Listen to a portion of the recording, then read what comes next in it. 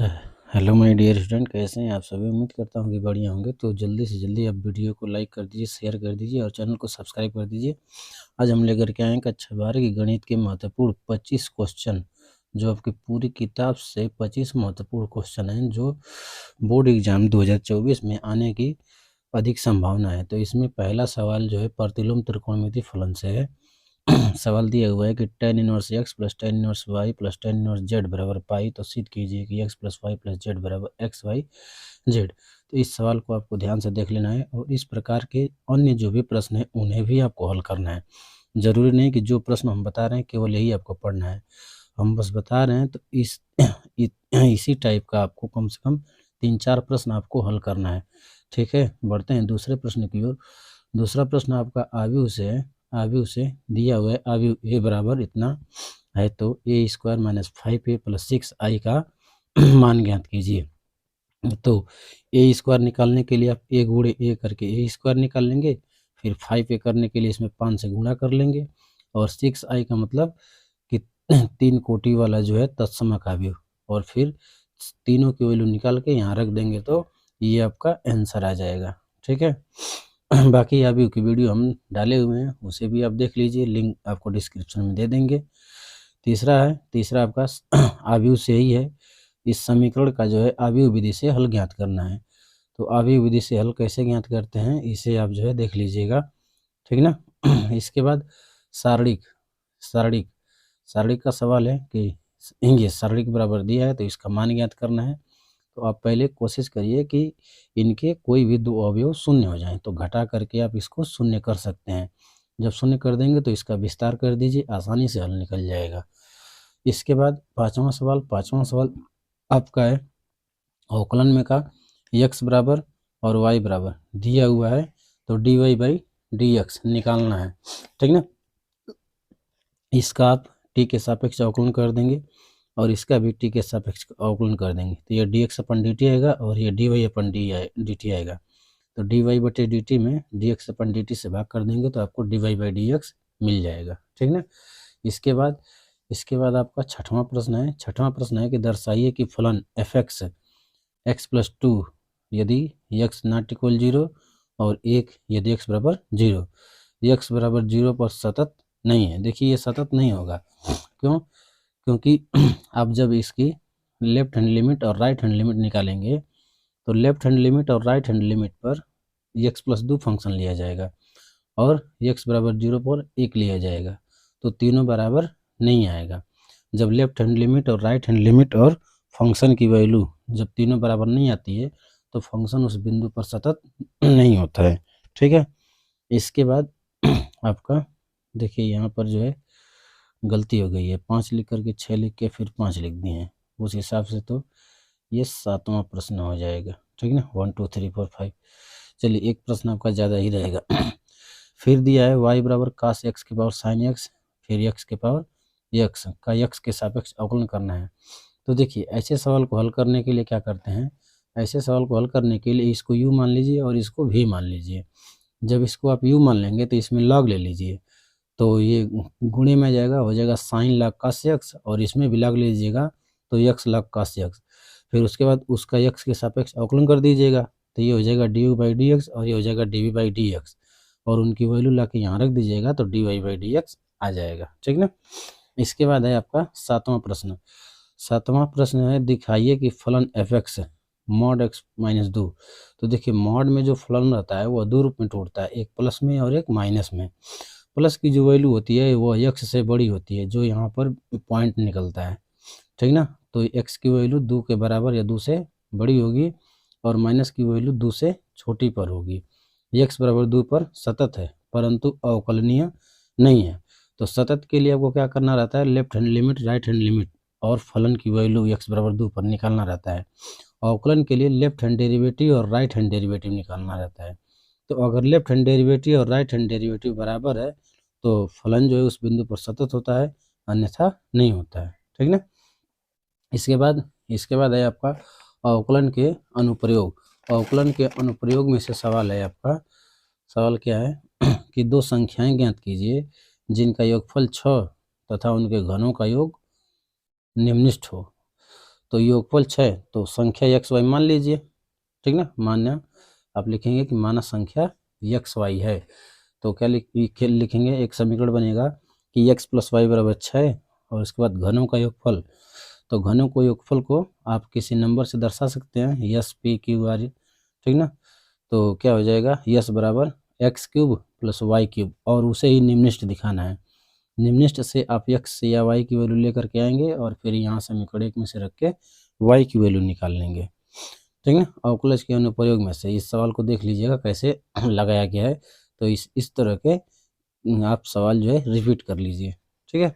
इसके बाद एक और महत्वपूर्ण सवाल है, इस पर शंकु पर करके दो प्रकार से आता है कि सिद्ध कीजिए कि दी हुई तिर्यक ऊंचाई के उच्चिष्ट आयतन वाले शंकु का अर्ध शीर्ष कोण tan इनवर्स कड़ी में 2 है।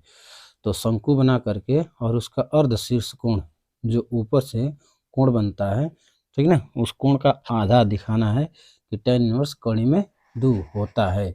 इसके बाद आपका अगला प्रश्न है 10वां समाकलन है sine inverse X minus cos inverse, sine square X minus cos square X बटा में साइन इनवर्स एक्स गुणे cos square X D X का मान ज्ञात कीजिए।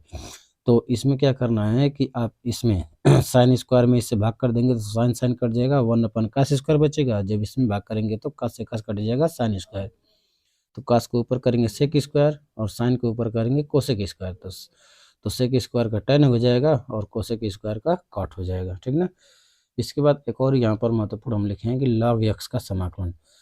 तो log x के समाकलन में यहाँ जो है खंडशः समाकलन का रूल लगाना पड़ेगा आपको। 1 को फर्स्ट फंक्शन और log x को आईलेट का प्रयोग करेंगे तो IL लॉगरिथम ये फर्स्ट फंक्शन हो जाएगा और 1 जो है सेकेंड फंक्शन हो जाएगा, ठीक ना। आईलेट का प्रयोग करते हैं ILATE, ठीक ना। इसके बाद एक और समाकलन का सवाल है जो पूर्ण वर्ग पर आधारित है। तो पूर्ण वर्ग पर आधारित आप कई सवाल देखिएगा, पूर्ण वर्ग पर आधारित और उसके बाद आंशिक भिन्न पर आधारित कैसे सवाल लगते हैं, ठीक ना। यहाँ दिया हुआ है कि फलन x square tan inverse x cube बटे में 1 + x स्क्वायर 6 का x के सापेक्ष समाकलन कीजिए। तो इसमें क्या करना है कि आपको tan इनवर्स एक्स क्यूब इसी को t मान लेना है। तो इसका अवकलन आ जाएगा 1/x की पावर 6 और एक्स क्यूब का अवकलन करेंगे तो क्या हो जाएगा 3x स्क्वायर। तो एक्स स्क्वायर यहाँ पर है तो इसका आसानी से जो है समाकलन निकल जाएगा। इसके बाद 13वां प्रश्न है। 13वां प्रश्न जो है निश्चित समाकलन का है।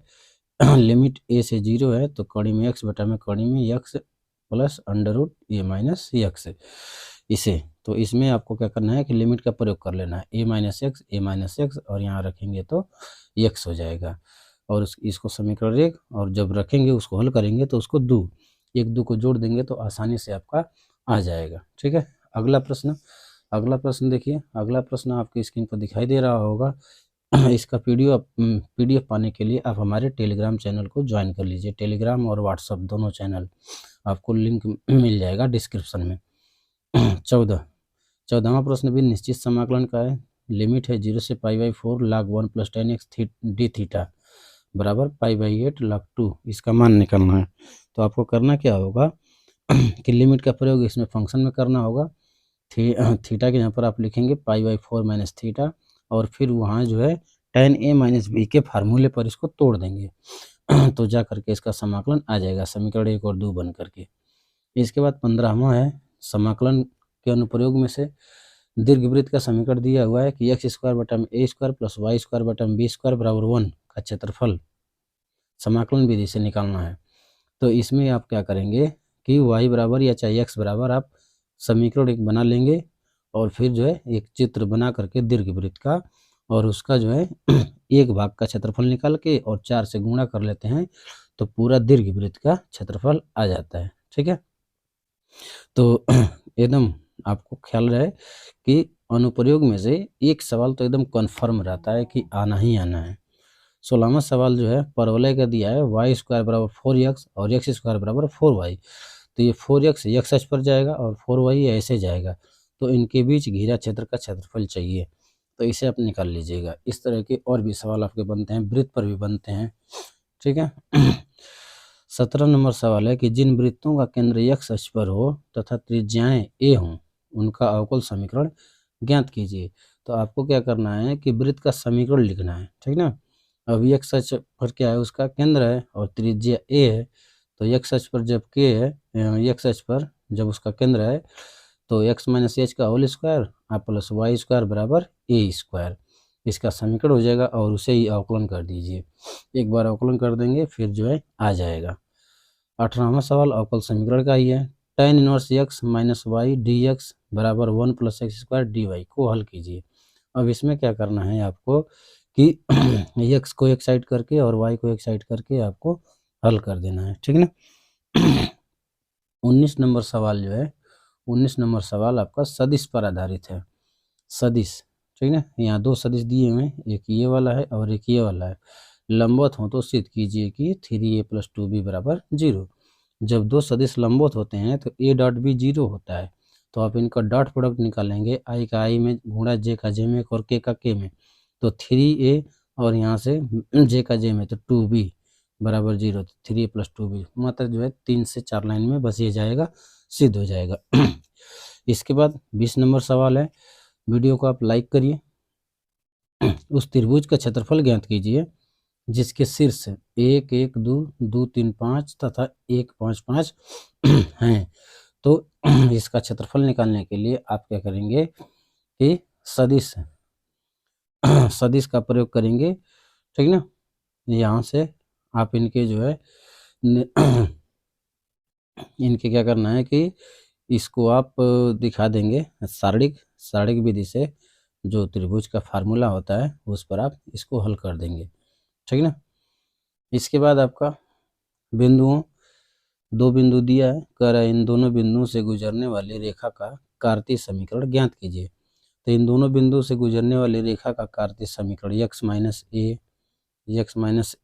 ए या चाहे x माइनस x1 बटा में a, y माइनस y1 बटा में b, z माइनस z1 अपन c, ये होता है।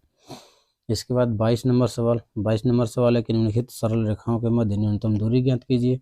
तो दो रेखाओं के मध्य न्यूनतम दूरी का फार्मूला आप लगाइए और इसको हल ज्ञात कीजिए। जैसे यहाँ हाई a1 हो जाएगा, हाई b1 हो जाएगा, हाई a2 हो जाएगा, हाई b2 हो जाएगा। तो d बराबर होता है मॉड में b1 cross b2 dot a2 minus a1 बटा में mod of b1 cross b2, उसे लगा करके आप इसको हल कर लेंगे। इसके बाद है आपका रैखिक प्रोग्रामन में से इस रैखिक प्रोग्रामन की समस्या को हल करना है, और जिसके अंतर्गत ये विवरोध दिए हैं कि x plus Y is less than 14 और 2x plus Y is less than 70 और एक्स वाई। तो यहाँ से एक समीकरण इससे बनेगा, एक समीकरण इससे बनेगा और एक इससे और एक इससे, 4 समीकरण बना करके और उन चारों का आलेख खींच के आपको देखना है कि किधर घिर रहा है, उसी के अंतर्गत आपको हल निकाल देना है, ठीक ना। इसके बाद लास्ट चैप्टर है आपका प्रायिकता का। देखिए प्रायिकता का दिया हुआ है कि यदि 2PA PB बराबर 5/13 तो PA अपन B, ठीक ना, यहाँ गलती है, A अपन B बराबर 2/5 दिया हुआ है, तो PA यूनियन B का मान निकालना है, ठीक ना। तो A अपन B से आप A यूनियन B निकाल लेंगे, और सॉरी A इंटरसेक्शन B, और फिर इसका फार्मूला रख के PA plus PB plus PA intersection B, वहाँ से जो है आप निकाल सकते हैं A यूनियन B का फार्मूला, ठीक ना, इसका वैल्यू निकल जाएगा। 25 नंबर सवाल। 25 नंबर सवाल है कि एक परिवार में 2 बच्चे हैं, यदि यह ज्ञात हो कि बच्चों में से कम एक बच्चा लड़का है तो दोनों बच्चों के लड़का होने की प्रायिकता ज्ञात कीजिए। तो यह जो है सप्रतिबंध प्रायिकता पर लगेगा। इसके बाद 26 नंबर है कि एक थैले में 4 लाल और 4 काली गेंदें हैं और एक दूसरे थैले में 2 लाल और 6 काली गेंदें हैं। इनमें से एक थैले को यादृच्छिक चुना जाता है और उनमें से एक गेंद निकाली जाती है जो लाल है। तो प्रायिकता ज्ञात कीजिए कि वह पहले थैले से निकाली गई है। तो ये बेच प्रमेय पर आधारित है और इस तरह के सवाल बार बार परीक्षा में पूछे जाते हैं। तो ऐसे सवाल को आप जो है लगातार लगाइए और बोर्ड एग्जाम की तैयारी को आप अच्छे से करिए। तब तक के लिए धन्यवाद।